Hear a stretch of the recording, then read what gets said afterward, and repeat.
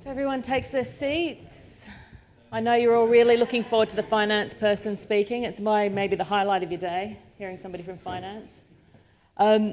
So thank you for the opportunity, Nigel, of getting up on the stage. About 2 months ago, Roy was in at our office in 1 Southampton Row, and he said to me, "Oh, what are you doing on the 10th of May?" And I was like, "Oh, nothing." He said, Nigel wants you to come and do something. I was like, "Oh, okay, great." A great Nigel opportunity. So I was quite excited because I really like talking and I quite like standing up and doing it in front of people, but it was a trick question because what Roy didn't tell me is that I only had half an hour, and I've got half an hour to kind of engage you. Normally when I get up and talk, I like to probably go for a day as my ideal period when I do my training. So I think Nick Green I saw somewhere, so he has experienced a day of me talking. It's great, wasn't it, Nick? So I've got about 20 minutes to impart some kind of knowledge, inspiration. I'm not sure what I'm going to impart, but in 20 minutes we'll get something out of the way. So if you do want to hear about analytics and data interpretation, you can speak to me in the bar, and I'm more than happy to take you through another 4 hours of it. So my title, because it's not up there, is Finance Director, Business Development, Strategic Accounts, Corporate Services. So within about those 10 words, I don't actually do a hell of a lot of finance, which is good for me. So I'm not defined by my title, even though it's got lots of words in it. And before I went to my interview for Sodexo 6 years ago, I knew nothing about Sodexo, but don't tell my boss, he's not here.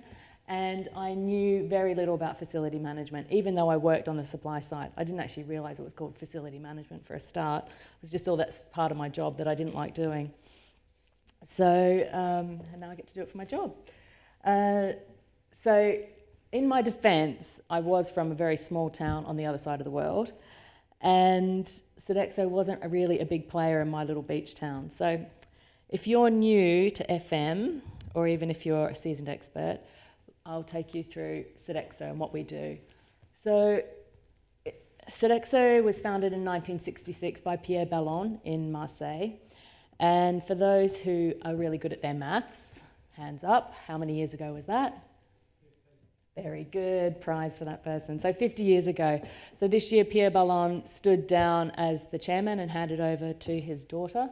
So quite a legacy that he leaves behind. So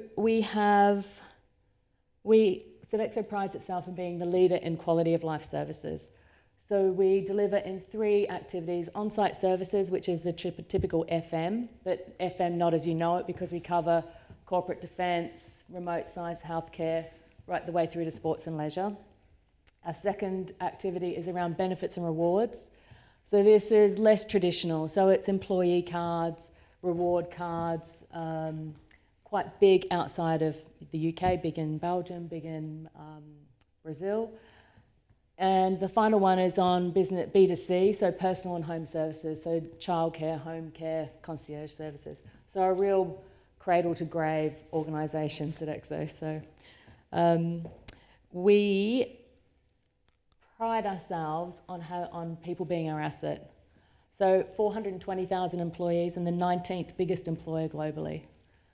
So 19.8 billion in revenues, not really great, huge turnover given how many people we have, but people, as I said, are our asset. So 75 million consumers a day. So just to put that in perspective, McDonald's does about 47 million consumers a day. Not sure if that's a good statistic or not. So we are predominantly in Europe and the UK, so equal split between North America, Europe and Ireland, and the rest of the world is our growing area, depending on how well those economies are growing. And as you can see, 96% of our turnover is in the on-site services, and 30%, my segment, makes up the majority of that. Loads of recognitions and awards. Because Sodexo is largely a family-owned company, it has a strong social and diversity remit. So swags of awards in there, and that feeds into our quality of life services. So it's around how we make people's every day is a better day. Okay.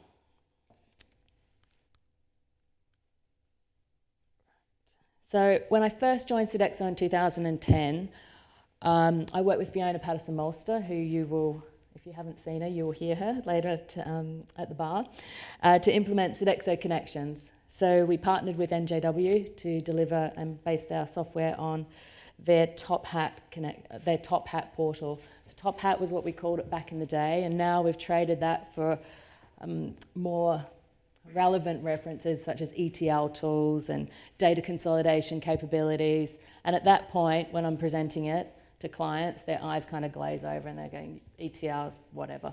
So instead, we came up with this nice little graphic which explains what it actually does. So we take, unlike finance, when I was in finance, you usually had a finance system where all the data, there's a accounting standard that says this is how we treat our data. It all comes in for a nice system. We have people trained, loads of finance, what are we called, bean counters or leeches, making sure we're feeding their financial system. In FM, that does not exist. Well, not across the broad scope of services that Sodexo delivers. So Sodexo Connections is built on Focal 365. So we've moved to that product this year.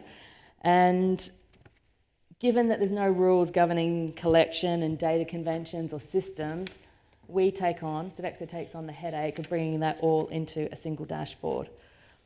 And so given that no client has ever said yet that they're happy with multiple versions of the truth, we have to make it all come together, right from the site all the way through to the global governance. So in here, all of these little boxes indicate different data streams. And I wish it was that there was one SAP that we had globally, but there's not. We've got one for every country. We're quite entrepreneurial about how we source data. And it makes it really challenging and really interesting. So we take all that operational data and we feed it into Sodexo Connections, either via Excel spreadsheets or an ETL tool or a direct data input into Sodexo Connections. And then the clients can sit back and access the data from the comfort of their web browser. The aggregation from site to global means that everyone has the same view of the data. So we capture data at the lowest level and feed it in so that this site would be part of the UK or part of a division within BT, and that would flow all the way through to the top.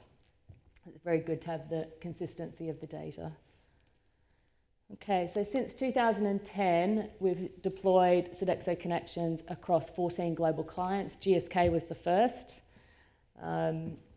And we have 684 sites, unique countries of 66, and over 2,800 users.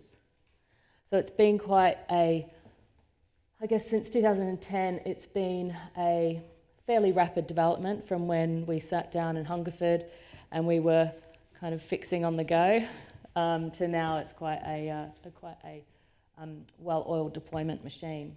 Now, we have in analytics, the way we've used Sodexo Connections has always been as a backward-looking tool. It's used as how we ensure to our clients that we deliver contractual compliance.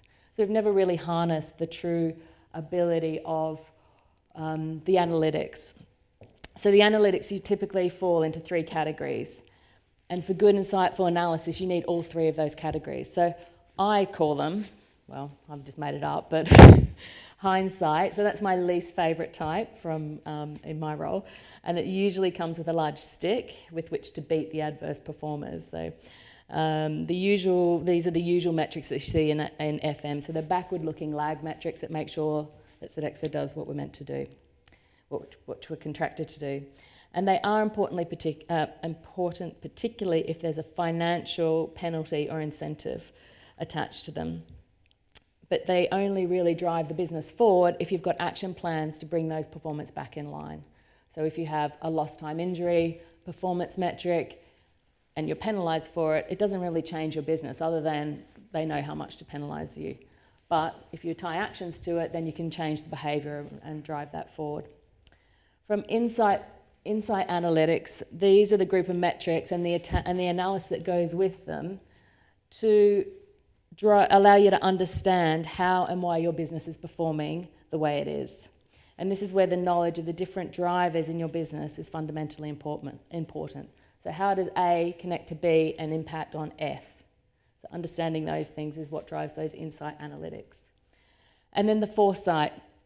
So these are the leading metrics which provide an understanding of future expected performance. And to be honest, on hand on heart, we don't do a lot of that in Sodexo. And that is what we're changing.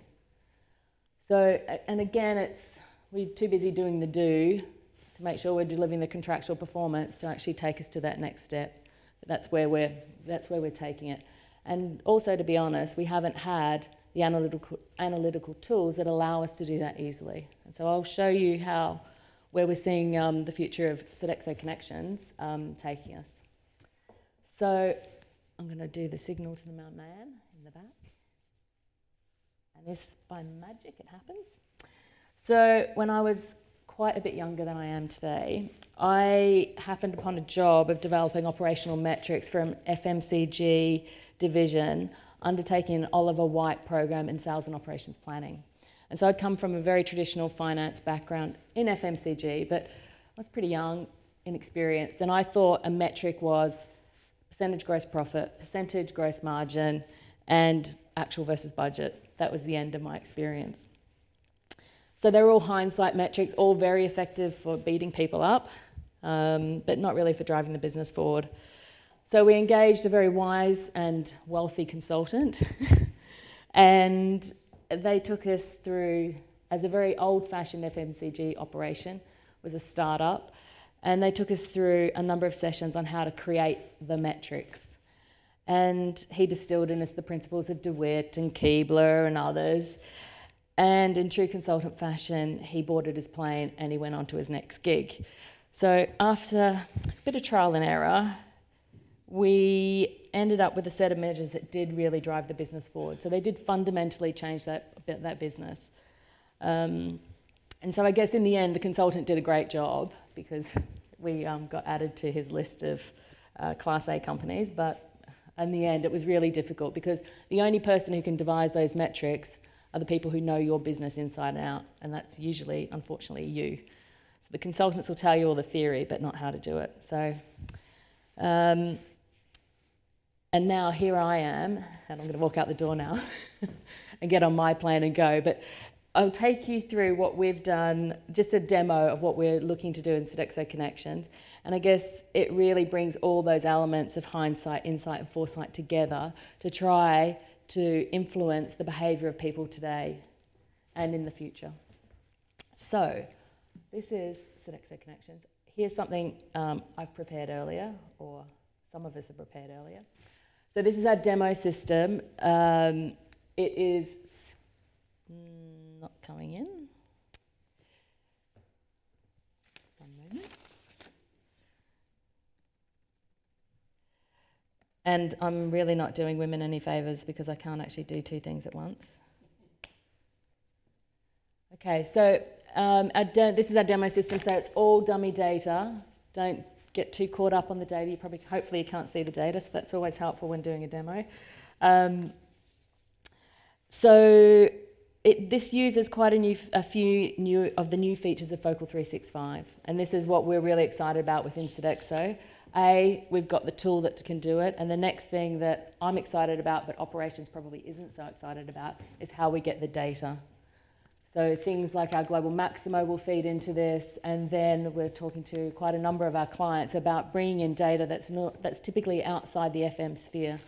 So today, waste, we're going to take a look at energy and sustainability, and specifically waste reporting. So let's assume we have an objective about reducing landfill waste. So we need to increase our recycling waste. So this area uses something, it's written on the tin, called advanced metrics. And this is where you can customize metrics. Forget that it's waste. This can be whatever you want to make it. So if you want to do energy, or you want to do health and safety measures, or you want to do anything, don't worry about this. Just think about advanced metrics.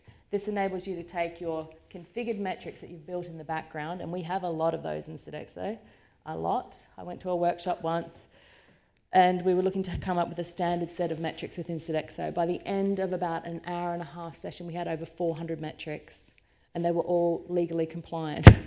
So all of our customers have loads of metrics, and they all call something different.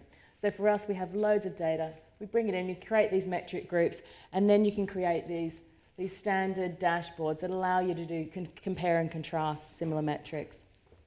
So in this graph here, we can view the trend over time.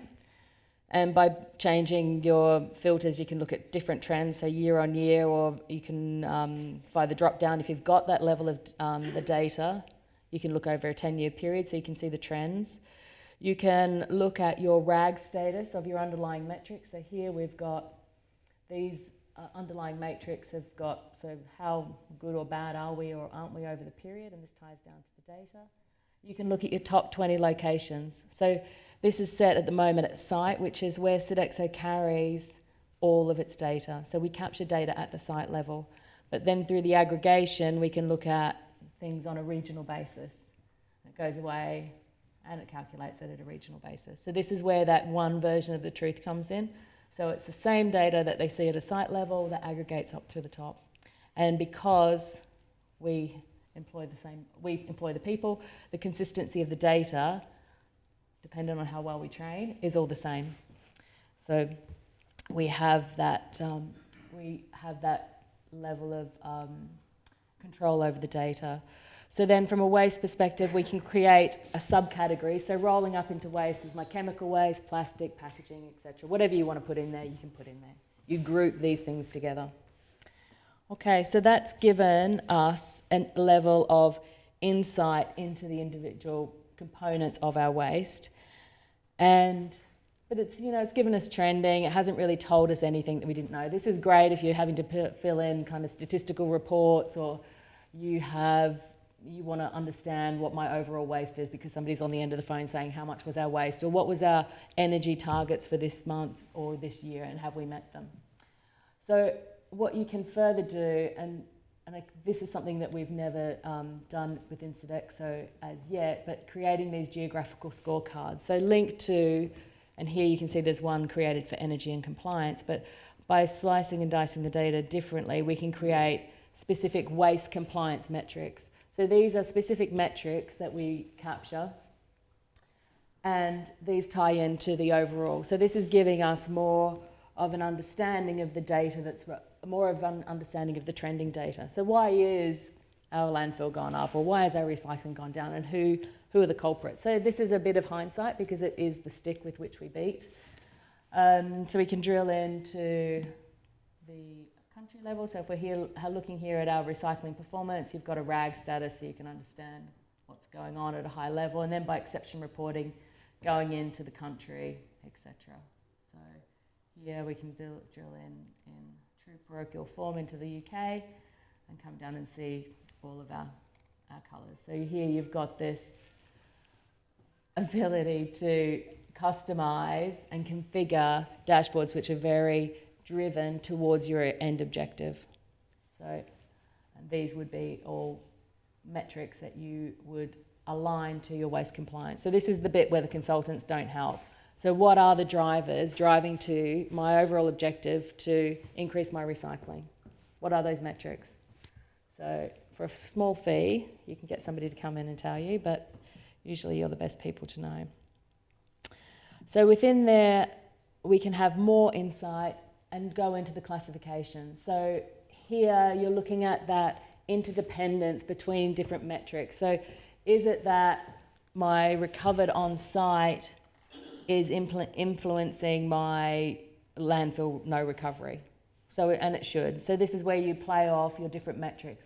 And again, this is all configured. So you said in the background, okay, well, I want to look at this and that and that, and I want to be able to review this in my dashboard on a monthly basis. And this becomes a static report that's available for all your users. So I think the key for Sodexo is having reports that are relevant not only at the ivory tower, people sitting at the desk, but also at the operational level. So how do you drive the behaviour of your people who are doing the day-to-day and keeping the people in the ivory tower in a job? So you've got the breakdown of the classification, and again you can drill in back in and then pivot the data. So rolling up into my classification of partial incinerated is all of these subcategories. So again, you've got that drill through ability, and then you can be reviewing both at a site, location, and even at a building level. Oh, I'm scared to go into building. So then it's showing, identifying where your biggest areas are. So, just checking on my time. Now, before we go back, I will go back into this geographical scorecard.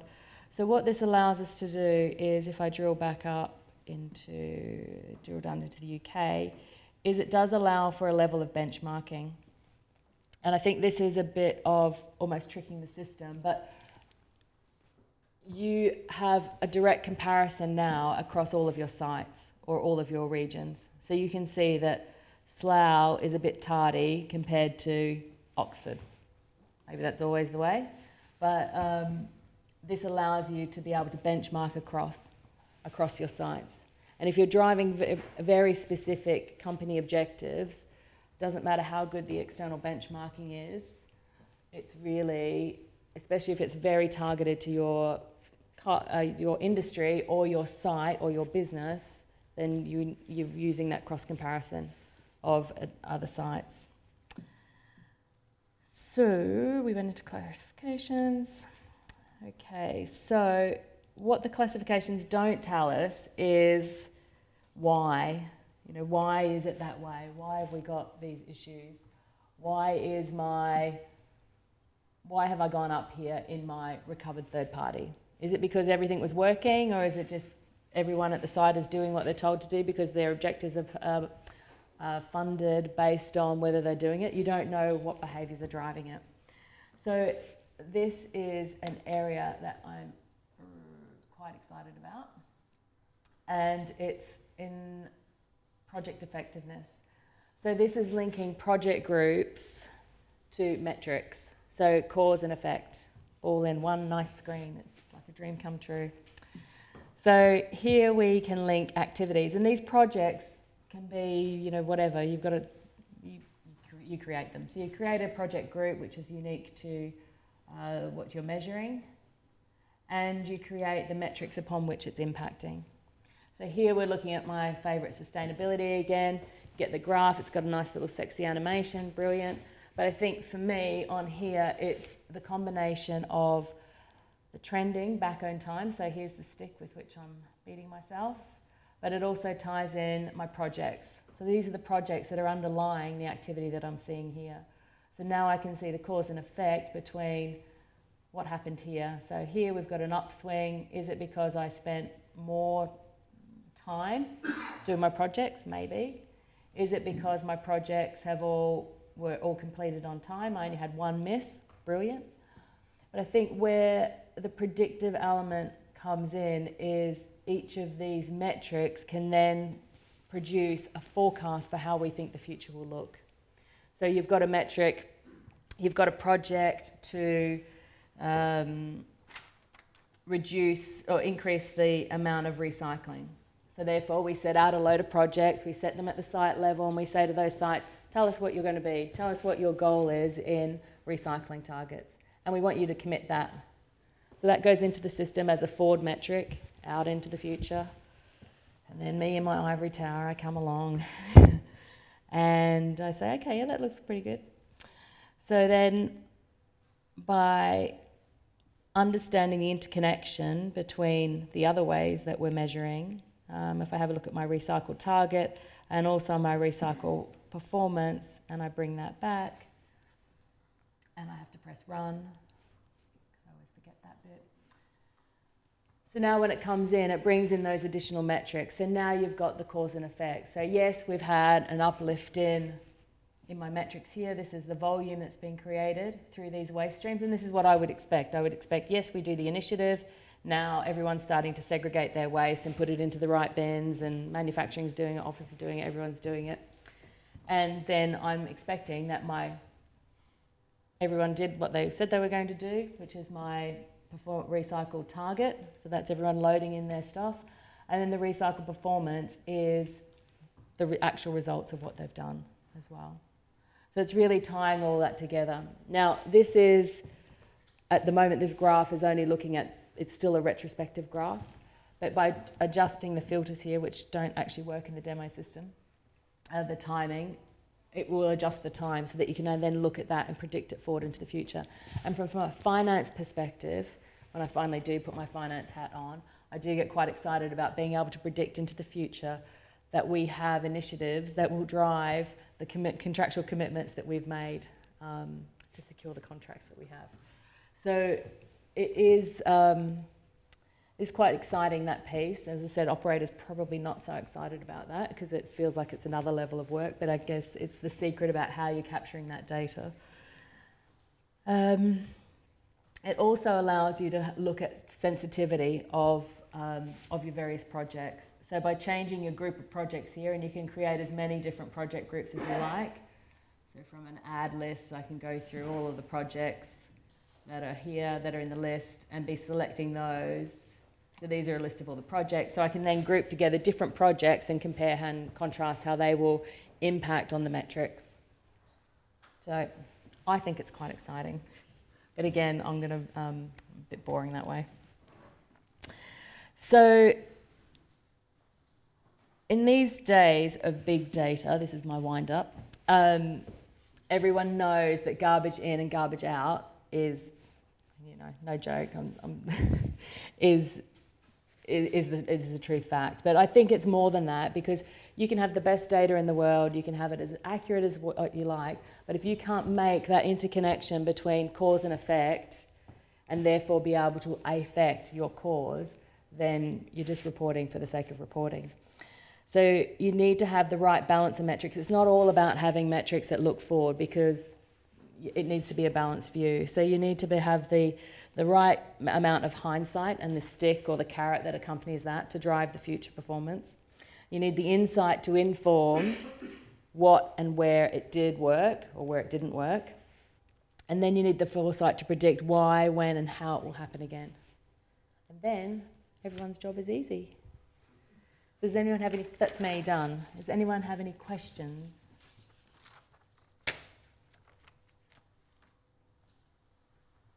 You're all going to ask me in the bar later. You're all very glad you don't work with me. What's the procedure? You talk about operators and hitting them with sticks. What's their reaction to systems like this? If you make it relevant, so to be honest, most of our metrics are retrospective looking, and they're not relevant to their day-to-day jobs, because they're the big contractual things about, have you, Sodexo, met the compliance in the contract? So I think where the metrics are aligned to the way that they can impact them on a day-to-day basis, they're well received, because it educates them on how they can perform well. So where that happens, it's a tick in the box. So for example, our Maximo metrics coming in, that drives real behaviour. No, they don't like being told that they're not meeting their targets, but they do meet them. And then there is that instant recognition then that they are performing. So it does work. And if it was Christmas time and you had putting your Christmas list on, what would you like next? There's no commitment here, I'm just asking. Christmas list, Christmas this year or Christmas next year? So I think, and I talked to Roy about this yesterday, is what I want is a way for us to get data into the system better, so that the operators, and it's not just, I'm not talking about site managers, I'm talking about people like me who are maybe going around and doing a risk assessment, or using, the software that we just saw before, is that going in and saying, okay, well, I've done my health and safety walk around, and this is the audit list that I've done, and here I've done it on my, not app, because apps are so 2014, on my handheld device, and it automatically goes in and is accumulating into Sodexo connections. That's the gap that's missing, because at the moment we ask people to put it on a piece of paper and key it into Excel, or put it on a piece of paper and put it into Maximo, or the data capture is clunky. So If you're a good girl, we'll see what we can do. I've got no budget. You're saying that you have different versions of SAP in different countries. How do you manage the master data on all of them? Really, really, really well. So from a financial perspective, it's quite easy, because we have a standard chart of accounts. So that is okay. When you get to how people actually interact with SAP and the practices of how they use it, that's an ongoing project. So it is challenging. So I think the way that we get it, we don't have an automatic feed from any of our SAPs into Sodexo Connection, because the way that we run our contracts is different for every contract. There's not a standard way that we capture the data and move it in. So we have templates that we have our sites complete, when usually it's done at a country level. So they extract the data via S-base retrieve or whatever, stick it in, it goes into the sausage machine and it uploads. So we bypass the fact that we don't have a robust financial process with manual workarounds, unfortunately. That's kind of changing. No magic bullet on that one. Yeah. I think you need a KPI and a big stick or a carrot. Other questions? Yep. For how long can you forecast your data? How long? In the horizon. Yep, you can forecast out as far as you like. So, But then surely after a certain period it'll be distorted. yeah, it will get distorted. So I think we're not actually using the forecast element. We are for financials, and so we typically, it's a rolling kind of 12, 18 months, depending on who the client is. We'll keep a forecast in there. And obviously, and with the forecasting piece, the closer that you are is the more accurate. So the out further is kind of the strategic element, and in closer is where you're kind of finessing the result. But typically with this, I wouldn't look more than, depending on the project, more than say 6 months, because a lot of the stuff that we do is more immediate. You want to see that cause and effect more immediately. So for us, from the metrics that we would look to measure in here, I wouldn't be looking beyond a year, because I'm really interested in where my contractual commitment is ending this year and potentially into the following year from a budget perspective.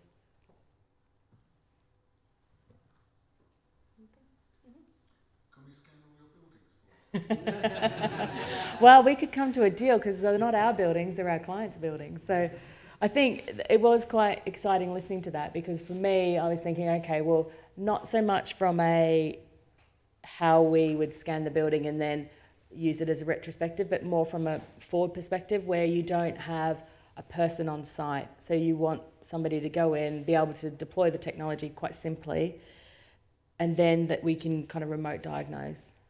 And so on our remote sites, that would be quite useful. And in places where you've got a distributed network, that was, I could see a lot of possibility there, so long as somebody else is paying. Okay. So thank you.